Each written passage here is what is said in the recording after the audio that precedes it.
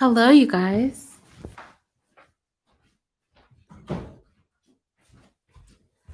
This is a little late night live, and I wanted to have this conversation. I've been wanting to have this conversation actually for a good minute.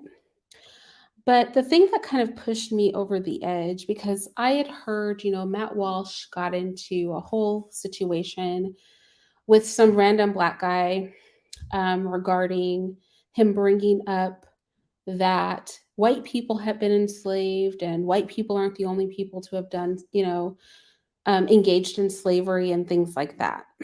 Right.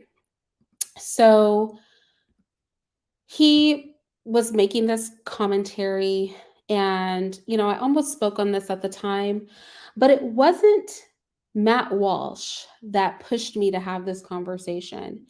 It was Candace Owens.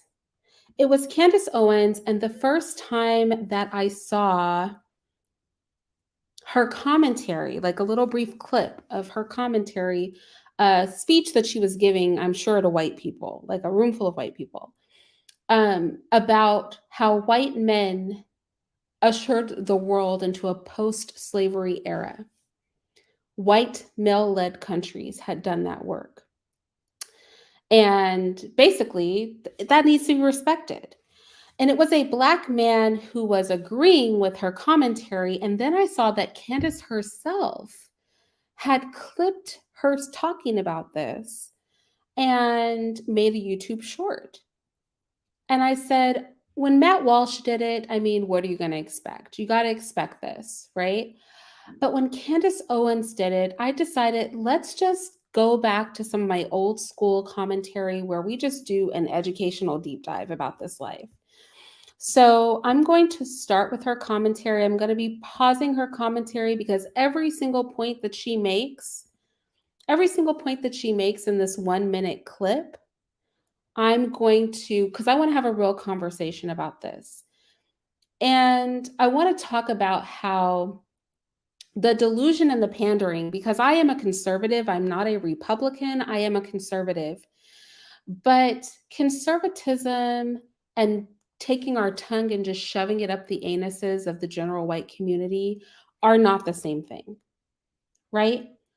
And to sound intellectual but be completely ignorant is a bad look. So let's just get into it. Truth about the history of all men of days past. Truth about the history of all men of days past leaves no man, regardless of his skin complexion, guiltless. The left wants us to believe otherwise. So first, let me say that is true. Atrocities have been committed throughout the world. People are fallen, and we can find sin in every group of people. There's no group of people that are saints. Every group of people have done horrible things. So I do agree with her there.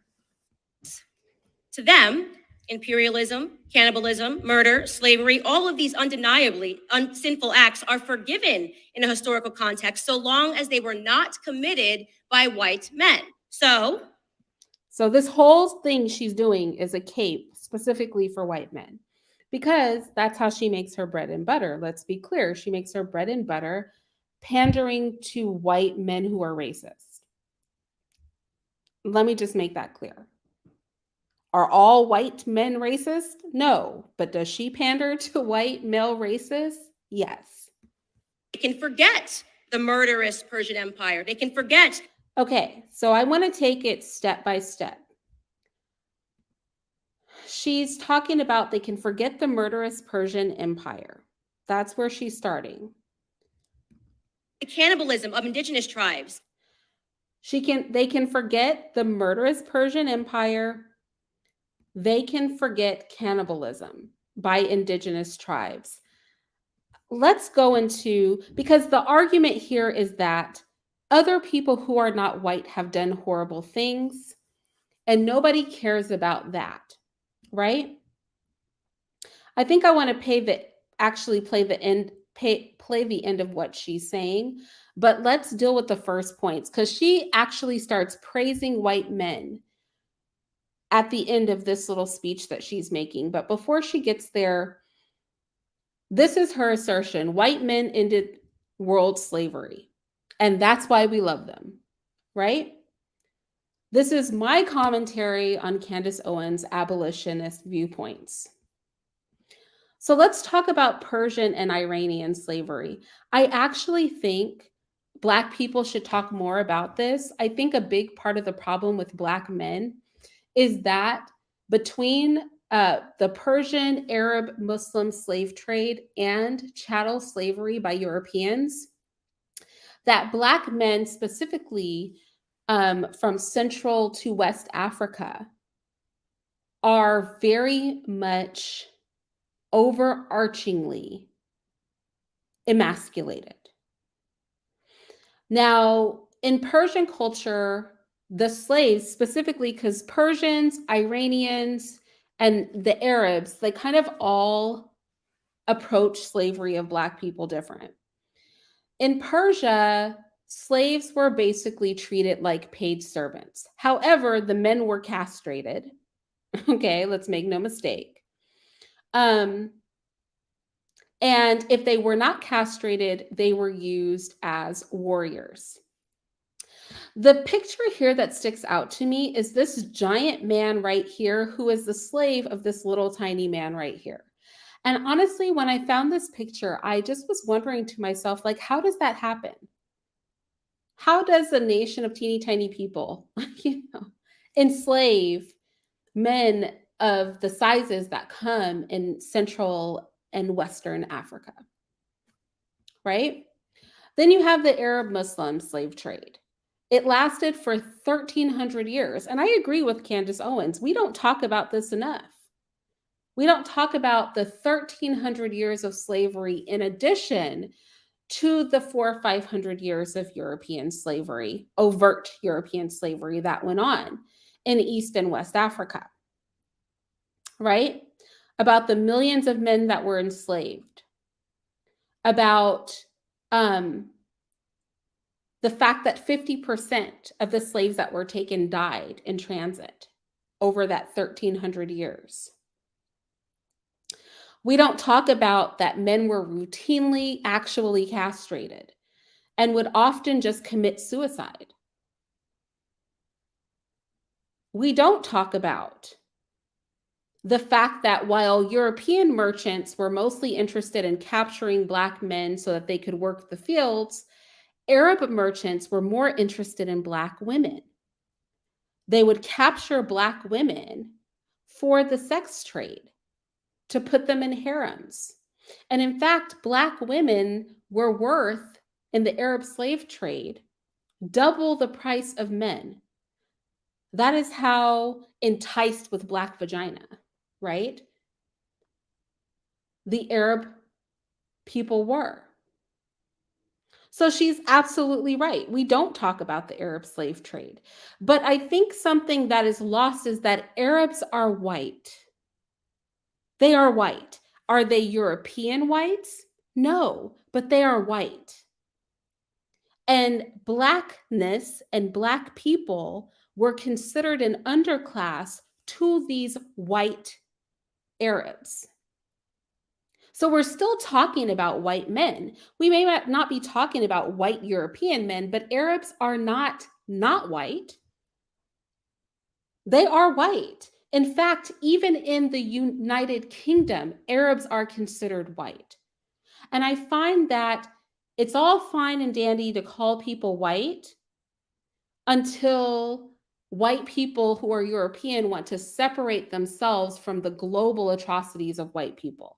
Then they can say, technically, those people aren't white, right? But then on their censuses in the United Kingdom, those people identify as white. And that's okay. But when we come to a historical context, all of a sudden, these people are no longer white. All of a sudden, these are different.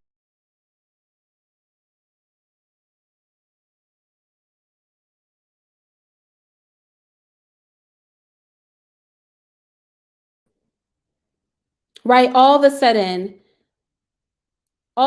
these are a different kind of people. But yes, Tutu, but we're talking about white Arabs, right? White Arabs are who engaged in that 1,300-year slave trade. All Arabs aren't white anymore. Yeah, all Arabs are no longer white because for 1,300 years, they took Black people into that area. But specifically, the Arab slave trade was carried out by white Arabs.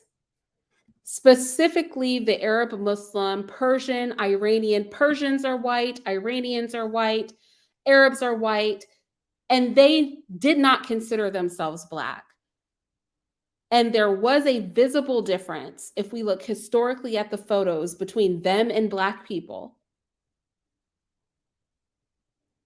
And although white people, white Europeans try to push people in and out of whiteness at their convenience, in my eyes, these are all white people. Every white person is not a European, right?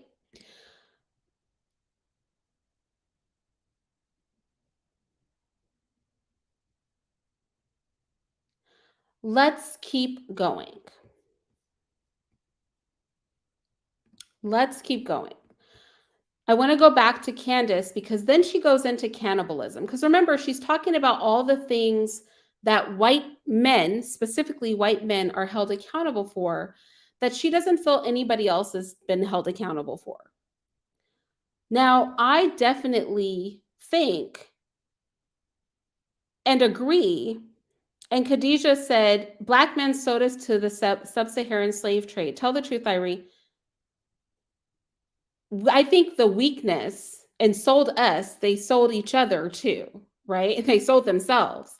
But that has nothing to do with the topic of this conversation. The Arabs are responsible for what they did. The Black people that participated in it are responsible for what they did, but that's not the conversation that we're having. The conversation that we are having is Candace Owens saying that white men have led the world out of a slavery era. That is the conversation we're having. The murderous Persian Empire. They can forget the cannibalism of indigenous tribes. So next she brings up the cannibalism of indigenous tribes. She says, while people are coming down on white men, they forget the cannibalism of indigenous tribes. Listen, I'm not an advocate for cannibalism. I just think it's disingenuous to talk about the cannibalism of indigenous tribes when European colonialism was going on. Europeans were actively engaging in cannibalism. I really want to repeat this. When Europeans were going out into the world and finding these cannibals, they too were engaging in cannibalism. I want to start by saying that the oldest historical evidence of cannibalism is found in Europe. The first known cannibals are European. I also want to point out that during the Catholic Crusades, European soldiers, in their first victory in the Syrian city of Ma'ara, they killed and ate. Let me repeat that. They killed and ate the local Muslims. Now, people debate why they killed them and ate them. Some people think they killed them and ate them because they were evil and wicked. Some people think they killed them and ate them so that they could intimidate their enemies. But everybody agrees that they killed them and they ate them. Nobody denies this. Not even the Europeans deny this. Now, what is interesting to me is another example is like in 1837, you had the Portuguese slave ship, the Aragante.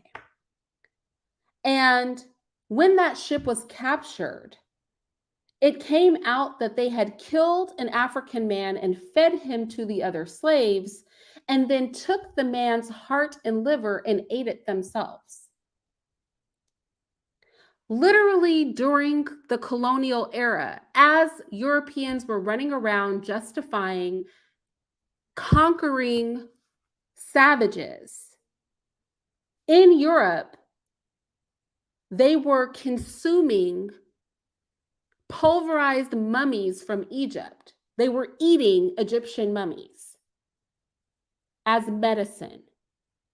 And that practice turned into eating skin, bone, blood, eating human fat, drinking the urine of European cadavers. Often it would be criminals. A really good book on this that I think you guys should read is Medicinal Cannibalism in Early Modern English Literature and Culture. Because what Candace doesn't realize as she's making these arguments is that she's making a white racist argument. I agree that cannibalism is bad no matter who does it. Right? Slavery is bad no matter who does it. But the argument that, oh, well, somebody else did it first, or somebody else did it too, so why are you mad at me, is a bad argument when you're trying to defend specifically. I'm not saying this. She is saying she's specifically defending white men. You have to remember, while the Europeans were in Europe eating mummies, eating skin, bone, blood, fat, drinking the urine of dead bodies, they were simultaneously in the Americas claiming that they needed to kill the native people because they were wild cannibals. That's history. So, because that history is more modern than some of the other history, and because we're talking about it, and because honestly, there's a move in the white community amongst racists to do one of two things: either become kind of retardedly social justice warrior-ish, where you can basically spit in their faces and they'll just kind of go along with it because, you know, white people are bad. Or the other end, the end that Candace panders to, are white people who just want to pretend like nothing is going on and nothing's wrong. Nothing happened. You're just picking on us, but everybody's evil. So don't talk about us. Don't look behind the curtain. Right? So let's go to her commentary again.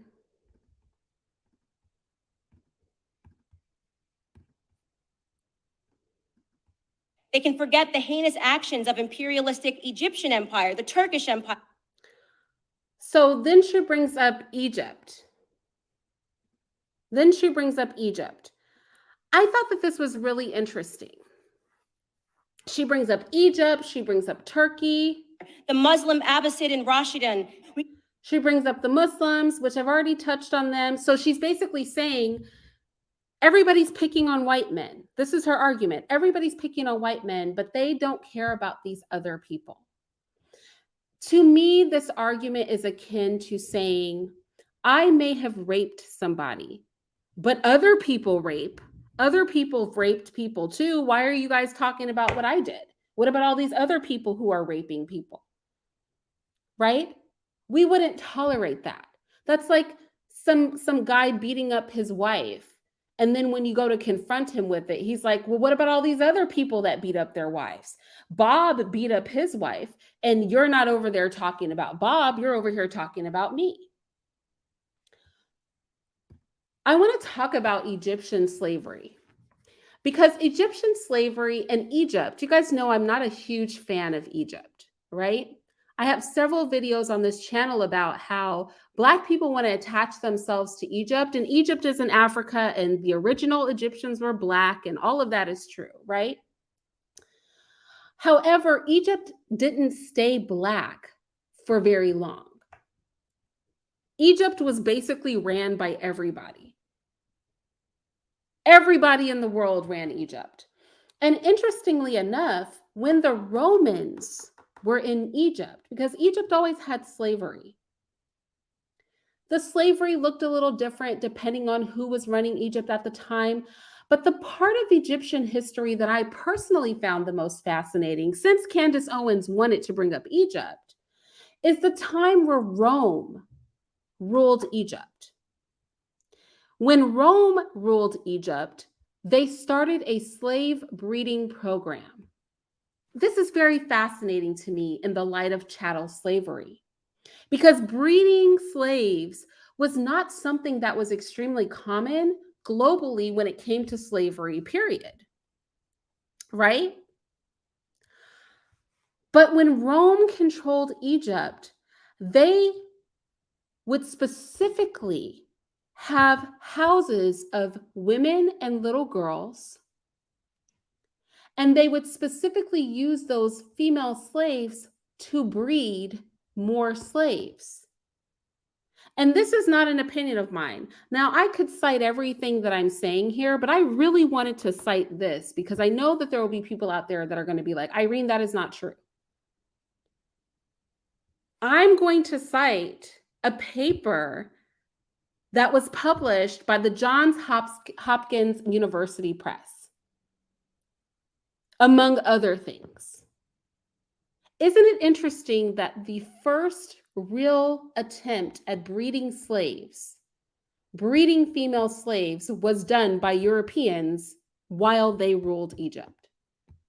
I just find that so fascinating. That's why when Candace Owens brought up, well, you don't want to talk about Egypt, I'll talk about Egypt. I'm not a fan of Egypt.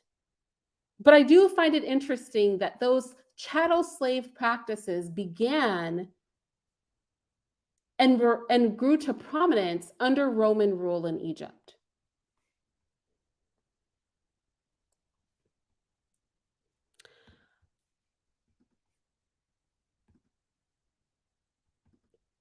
Cocoa truffles, everyone has done something wrong. I don't know that we're putting it on a pedestal.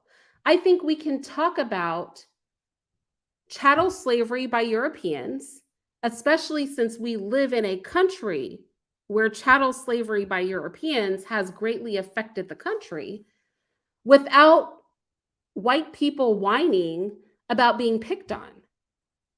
If we lived in a country where the Arab slave trade greatly affected us, then I think we could talk about Arab slave trades without the Arabs whining that white people in Europe also engaged in slavery.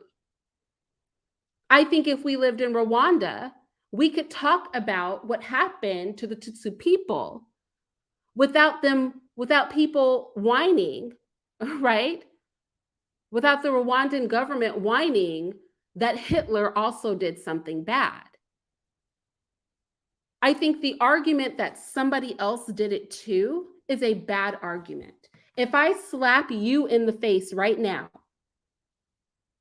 and you want to talk about it, is it valid for me to go pointing to all the other people that slapped people in the face and ask, why are you putting what I did to you on a pedestal? I mean, think about that. I just think it's a weak argument. All of it is egregious, but simply pointing out that somebody else did something wrong does not absolve or suddenly shut down conversation that's being had. Right? So according to the Polish Organization of Science, because I really wanted to use European scientists for this. According to the Polish Organization of Science, and the Polish Organization of Science is a reputable European organization. It was established in 2004 as a result of the cooperation between the Ministry of Science, now called the Ministry of Science and Higher Education, and the Polish Press Agency. According to the Polish organization called Science in Poland, it was a long-held view in science that the Egyptian pyramids were built by thousands of oppressed slaves. Later, the researchers believed that peasants were forced to build them. The constructions of tombs was supposed to have taken place only outside of the season of agricultural work. However, none of these concepts have survived the test of time. Pyramids and other monumental royal structures were actually built by qualified workers who devoted their entire lives to this activity, says Egyptologist from Adam Mickiewicz University. I think it's Mickiewicz. The Agricultural Museum in Ponzin. He adds that this does not mean that there were no forced laborers in Egypt. Male slaves in Egypt could marry women, had similar jobs to other inhabitants of the Nile Valley, and contrary to popular belief, they did not build the pyramids. And their life was not any harder than that of regular Egyptians doing jobs. Slaves, in our contemporary understanding of the word, were basically prisoners of war in Egypt. Their largest number appeared in the Nile during the imperial period, which we call the New Kingdom, for those of you who are familiar with Egyptian history, when the Egyptian borders expanded greatly as a result of successful conquests. The largest number of Asian inhabitants and Syro-Palestinian and many Nubians from the area of Black Africa came to the land of pharaohs this way. But the economy for Egypt had never been based on slavery, as was the case in Rome, for example. Forced laborers were not a homogeneous and cohesive social group. And this is why I don't like when we bring up different types of slavery. I think that probably the closest comparison that we can make about the slave trade is the Arab slave trade, right? But even then, Arabs were happy to enslave white people. They were basically happy to enslave anybody who was not Muslim, right? And they were cruel and crazy. They were cutting off people's penises. It was horrible. But I don't think reaching back, other than when Egypt was under Roman rule, I don't think reaching back into slavery that did not look like chattel slavery, that was not based on race, that was not based on you being a particular culture. I don't think that that's valid. And I think when people try to derail conversations, or when they try to, Khadijah, you'll have to cite that. You'll have to cite it. You'll have to come with a citation. I'm speaking on the research I've done. If you want to post your citation in the chat that says that Turkish people were the first people to breed slaves, then please do that. But I gave my source, Johns Hopkins University. That's who I'm quoting when I talk about the Roman Empire ruling over Egypt and starting a slave breeding program with female slaves. That's who I'm personally quoting. Let's go back to Candace Owens, right? She says we don't want to talk about Egyptian slavery.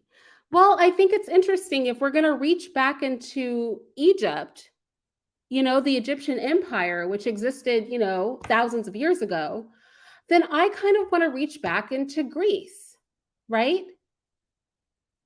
Greece was home to 80,000 slaves during the 5th and 4th century. In fact, it was common for an Athenian household to have 2 to 3 slaves on average. Now, Greek slaves were treated relatively good in comparison to Roman slaves, who were literally treated like trash. In fact, remember what I was saying about when Rome ruled Egypt, they started a slave breeding program? It's interesting that Rome is also the origin of many other practices we saw during the European slave trade. Whipping, branding, cruel mistreatment, dehumanization to the point that you could kill them for any reason. Even in Arab nations, such as Persia, it was illegal to just kill a slave. You could suffer the same penalty as if you had killed a free person. Again, not saying that the Arab slave trade was good. They were literally chopping people's penises off left and right and kidnapping women to put them in harems. I'm just saying, if we're truly going to have a conversation about all the types of slavery, if we're truly going to pretend that we're unbiased, right? Then let's talk about the Arab slave trade. Let's talk about the Persians. Let's talk about the white Europeans. Let's talk about the Romans. Let's talk about the Greeks. Let's not just nitpick the ones that we want to nitpick. That is all that I'm saying. It's disingenuous to only nitpick.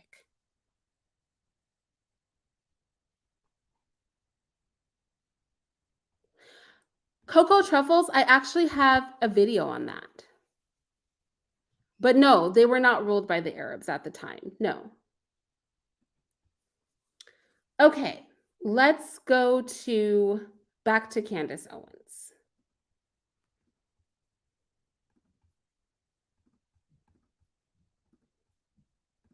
Forget the fact that the overwhelming majority of the world's empire were not run by white men. Again, and I want to say this all is in who you want to call white. When she says white, I think she's specifically speaking about white Europeans. But there are like white people who are not European. Now, that is debatable, but I don't know that it's super debatable. There are white Europeans who are not, there are white people who are not European. So she's specifically speaking about Europe, which is true. Most countries in the world are not ran by white Europeans because Europe is a very tiny place. But interestingly enough, they were barbaric enough that the tiniest country, little spit country, Great Britain, was able to take over a huge portion of the whole earth. But we'll get there. So, by the way, choose to forget the fact that the first to abolish the practice of slavery was Great Britain. So now she's saying Great Britain was the first to abolish the practice of slavery. And the reason she's saying this, I want to finish this and then I'm going to back up. Followed by the French colonies, who were then followed by the United States. 3 countries of white men led the world in ending it. Three countries of white men led the world in ending slavery. That is the whole point here. Don't pick on white people because other people did bad stuff too. And never forget that 3 white countries, she specifically named Britain, France. Who did she say? Britain, France, and who? Slavery. Oh, and the United States. Britain, France, and the United States as being the white male-led countries that ended slavery. And this was the point that I decided to make this video. Because I want to talk about this so-called ending of slavery that Britain, France, and the United States did. So first of all, her history is wrong. England was not the first country to end slavery. It was actually the French. The French abolished slavery February 4th, 1794. Right? Before Britain did it. However, the French reinstated slavery on July 16th, 1802. And then 5 years later, the British abolished slavery on May 1st, 1807. But saying that the British abolished slavery, I think, is a little bit of an extreme reach because they didn't really abolish anything.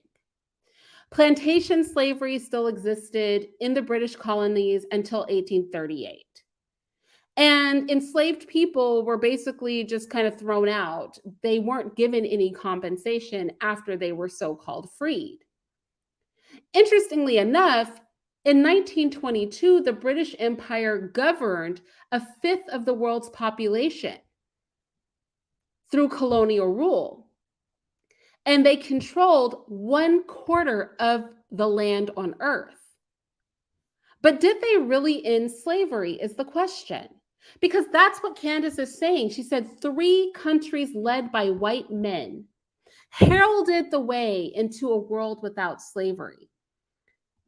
And that, in combination with the fact that other people have done bad things, is why it's not fair for us to talk about what white people do. But I would like to challenge that. First of all, Britain so-called ended slavery in 1807. But in 1820 to 1832, Britain, who had abolished slavery, literally massacred every single Tasmanian human being alive. After Britain so-called ended slavery, after they so-called ended slavery, they killed every single Tasmanian on earth. Complete genocide. But they ended slavery in 1807, so why do we care what they did in 1820 to 1832? In 1836 to 1904, Britain, who had abolished slavery in 1807, was still engaging in Malaysian slavery. They brought 2,000 Malaysian people to Australia and then forced them to work on the Queensland sugar plants. Britain, who Candace Owens said was the first to abolish slavery, in 1807, in 1885, almost 100 years, after they abolished slavery, to 1945, engaged in a complete holocaust of the great Andamanese. And the last one of them to die, because the British invaded their land, stuck them in these dirty little Andamanese huts, basically killed them off. The last of that group of people just died in 2010. But Britain abolished slavery in 1807. In 1879 to 1920, there were a group of people referred to as 5-year slaves. Because, Britain abolished slavery in 1807, but all the way through 1920.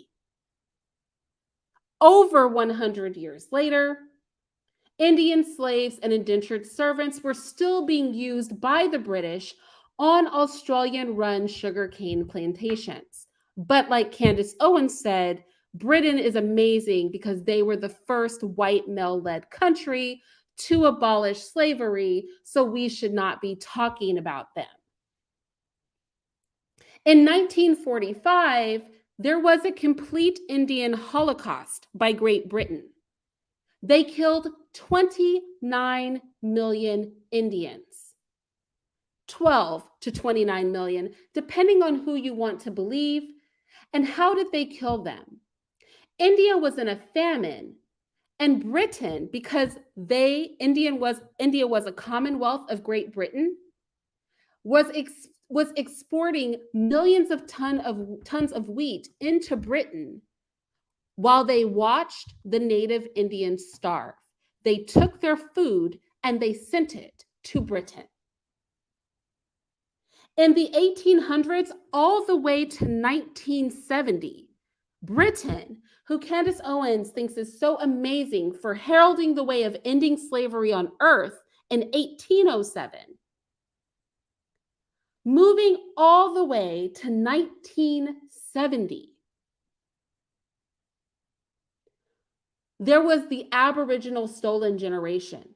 The actual kidnapping of little Black children in Australia, placing them in orphanages, giving them to white families, and then creating a social policy whereas you bred the girls with white people in the hopes that in 3 generations, you could cough up a full white person. That went on until the 1970s. And I could go on. I could go on about Britain. Don't forget the Congolese Holocaust. After Britain abolished slavery, Queen Victoria's first cousin went into the Congolese and essentially murdered 10 million people. That's not counting the millions of people whose legs and arms he cut off, the women who got raped. That's not even counting them. But according to Candace Owens, we shouldn't pick on white people because other people have done things wrong and the British were the first to abolish slavery. It's funny how even into the 1970s, the British who abolished slavery were still committing mass genocide and enslaving people. It seems that they actually did not abolish slavery. in 1807. So I personally don't see why we should give them credit.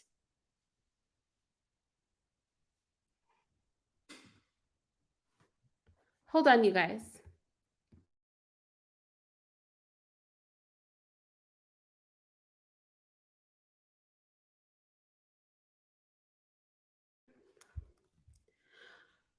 The next group of people that she brought up, well, before we get there, I want to just show some pictures because pictures are worth 1,000 words. You know, after the British abolished slavery in 1807, this is what they did in India. Let me blow this up. Do you see these babies? This is what they were doing in India, you know, after they abolished slavery.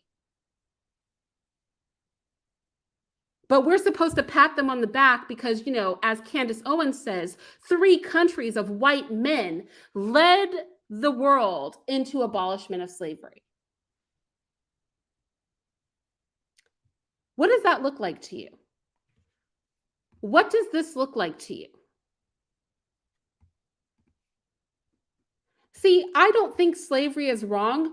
I mean, right, no matter who does it. I don't think slavery is right no matter who does it. I agree with Candace Owens. We should talk about all the atrocities in humanity, but a defense for not making white people feel some kind of way about what their ancestors did, the defense to that is not to say, well, other people did it too.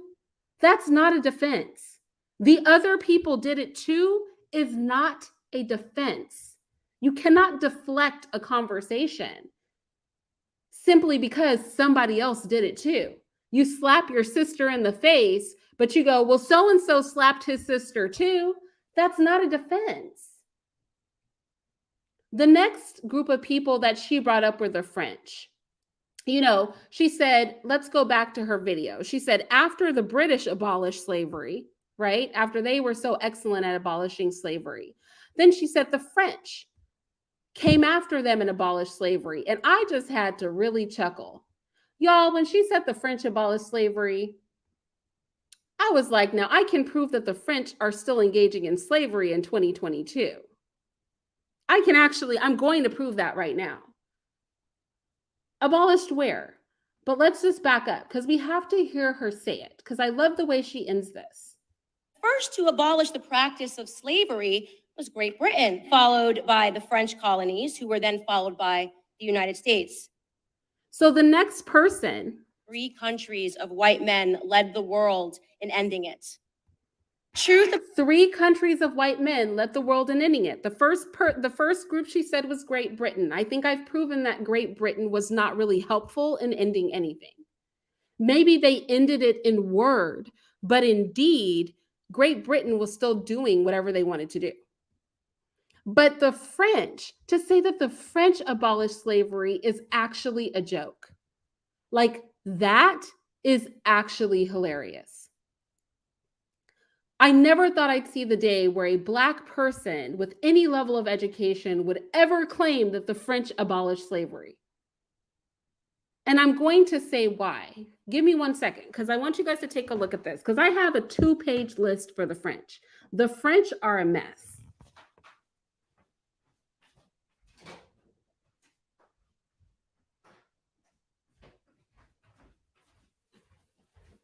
The French are out of control.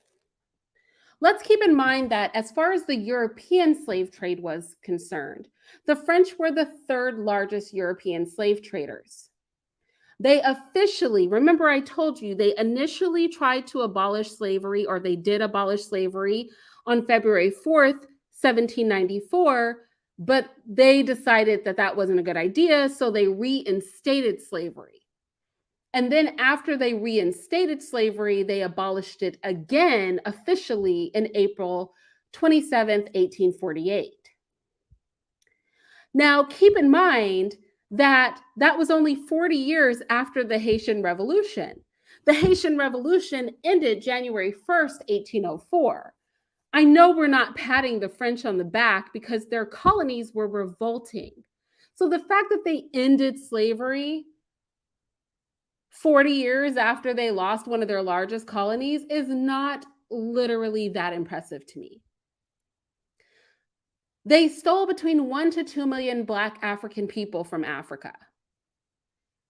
Until 1960s, although slavery had been abolished by the French, they still held plantations. And they still consider, like, the masters, can you imagine? The French, quote unquote, abolished slavery, and then the plantations that have the slaves on them, they just stopped calling them plantations, and they stopped calling the masters masters, and they start calling them employers, but everything else stays the same, literally until like 1960. But they abolished slavery. In fact, remember the Rwandan genocide? The French, who abolished slavery right after the British, they armed, advised, trained, and equipped, and then protected the Rwandan government while they committed genocide. And while the Black people in Rwanda ought to be disgusted with themselves, I fully intend to also hold the French accountable for arming, advising, training, and equipping the government that was committing genocide against other Black people. You know, but they abolished slavery. So let's pat them on the back. France, in 2022, forces its freed colonies, you know, after the abolishment of all that slavery, after the stepping back of colonialism, France forces their colonies in Africa to pay colonial debt. Basically, after they invaded the countries and took over, anything that they built there, now African countries have to pay them back for everything they built while France controlled their country. Colonial debt in 2022. Also, France has agreements with these African countries that they can confiscate the entire country's national reserves if the country does not deposit its reserves into France's central bank. Now, you guys know that my opinion on things like this is that if you're too weak to fight, which clearly these countries are not fighters, then you sort of are getting what's coming to you. I feel that way about slavery. I have a whole video called Black Mediocrity. However, I will still hold France accountable because Candace Owens wants to throw them on a pedestal as if they ended slavery, but literally they don't need to call it slavery anymore. The results are the same. France has the national reserves of 14 African countries, and they have held those reserves, that money, since 1961, you know, after they abolished slavery. Benin, Burkina, the Ivory Coast, Mali, Niger, Senegal, Togo, Cameroon, Central African Republic, Equatorial Guinea, New Guinea, it all goes on and on. The Congo, Gabon, all of those places. France holds their financial reserves. In fact, 80% of the foreign reserves of those African countries has to be deposited into operations accounts that are controlled by the French Treasury. So they don't have to call it slavery anymore. You know, just removing the title doesn't change things if you're still engaging in the same behavior. In fact, France has $500 billion worth of African money in its treasury. France has the right, according to their agreements with these former colonies of theirs in Africa, to exploit any natural resource that that country discovers. If right now that country discovers gold, France gets first dibs. And it has the right above any other country to buy those natural resources. So even if an African country can get a higher price for its natural resources, it cannot sell them to anybody before it sells them to France.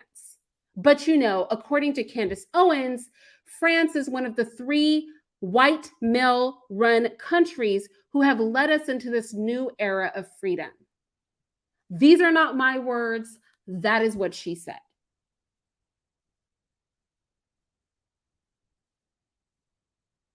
African countries cannot even attempt to engage in trade outside of France freely. But you know, France was the second to abolish slavery. African countries that were once French colonies have to give preference to France's interests, to France's companies. And so this has created a climate where major utility companies such as water, electricity, telephone companies, transportation companies, the ports,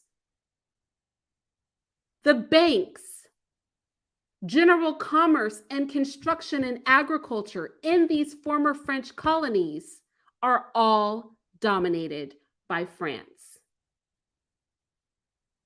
They claim the exclusive right to supply military equipment and training to the African militaries of their former colonies. And they have something called the Colonial Pact. Isn't that a cute name, the Colonial Pact?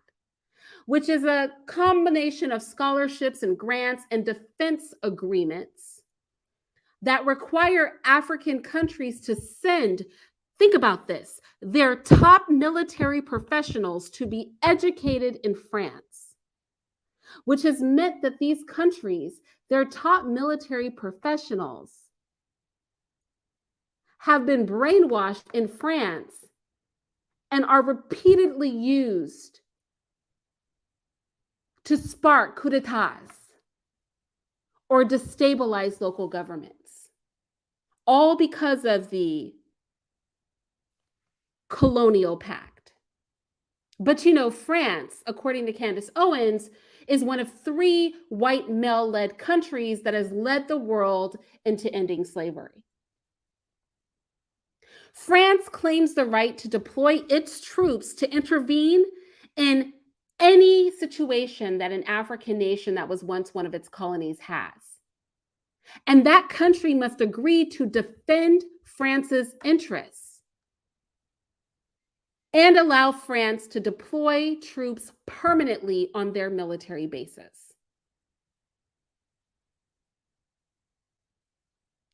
African countries that were once French colonies have to speak French. They have to use French in their educational systems and in their cultural systems. And those educational systems are directly supervised by the French Minister of Foreign Affairs. But you know, France was one of the, and these are not my words, these are Candace Owens' words. She chose these words, white male-led countries that led us into a post-slavery era. African countries have to send France an annual balance of their reserve report, and they cannot get money from the central bank unless they do that. They're prohibited from entering into any military alliance. So if they wanted to join forces with somebody else to rip the French yoke off their neck, technically they can't. They cannot make alliances or military cooperative agreements. They cannot seek protection from anyone other than the French government. And they can only ally with France if there is a war or global crisis. But Let's go back to what Candace Owens had to say about the French. Let's go back to what Candace Owens had to say about the French. Were not run by white men. They also, by the way, choose to forget the fact that the first to abolish the practice of slavery was Great Britain, followed by the French colonies, who were then followed by the United States. 3 countries of white men led the world in ending it. 3 countries of white men. I don't know if any of the things I've discussed about Britain and about France sound like being led into a world that doesn't enslave people, but I would say mass genocide to the tune of multiple millions of people and exploiting the natural resources, military resources, and financially binding 14 African countries is exactly the opposite of no slavery. That is my argument. That is my assertion. So while I do agree with Candace that we can't pretend that white people are the only people on earth that ever did anything wrong, because that would be stupid. And I definitely think the Black community could really use a good deep dive into the Arab slave trade, because look, there is a pattern of behavior in the Africas of just being dominated by other people that cannot go without discussion. But I don't think saying so-and-so did it too is a valid argument. And I do think heavily pandering to white men specifically, because that's what Candace is doing, when the reality and the historical facts say that although you may remove slavery in name, if you literally have slaves working on plantations hundreds of years after you abolish slavery, then it doesn't really count. If you're engaging in genocide after you abolish slavery, it doesn't count. If you're binding nations' hands to the tune of 14 and $500 billion, then maybe kind of, sort of, you don't get to say that you abolished anything.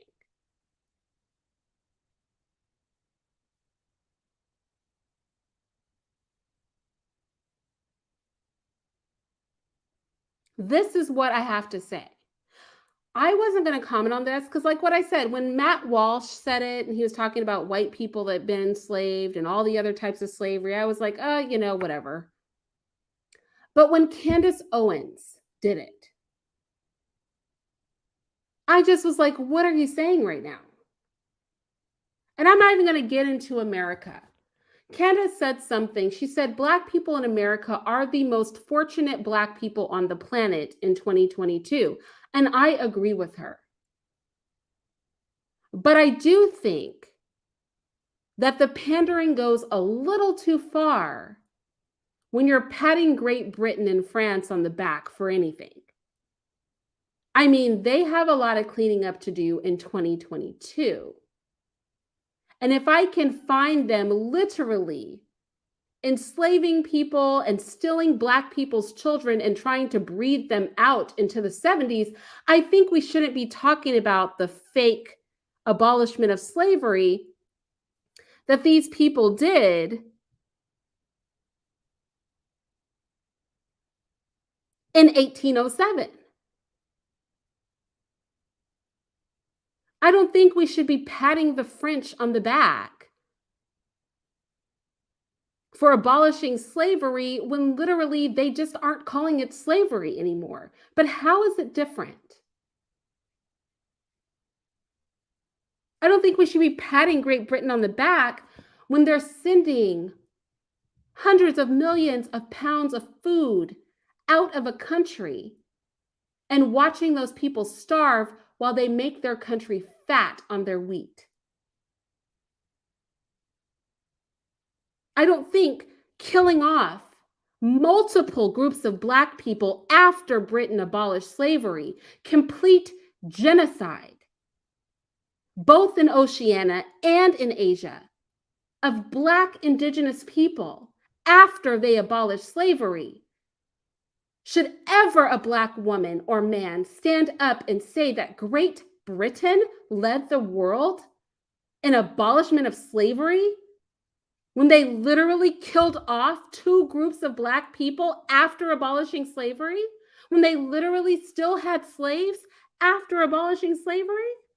When they were breeding out Black people all the way into the 70s after abolishing slavery in the 1800s? I mean, come on now.